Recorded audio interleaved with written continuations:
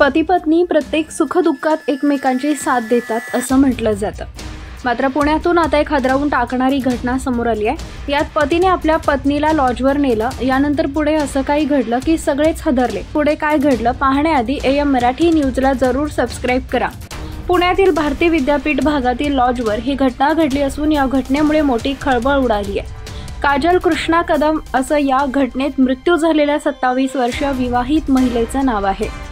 पोलिसांनी दिलेल्या माहितीनुसार या दोघांमध्ये घटस्फोटाचं प्रकरण सुरू होतं, मात्र दोघांनी पुन्हा एकत्र राहण्याचं ठरवलं होतं। यानंतर पतीने पत्नीला लॉजवर भेटून चर्चा करण्यासाठी बोलवलं होतं।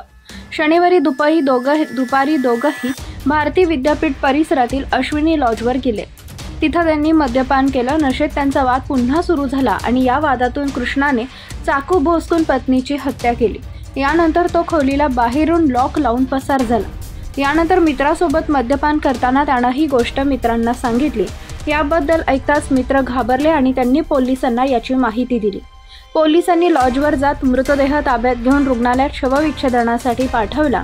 यानंतर पोलिसांनी आरोपीला ताब्यात घेऊन चौकशी केली असता त्याने पत्नी काजलचा लॉजवर नेऊन खून केल्याचं समोर आलं।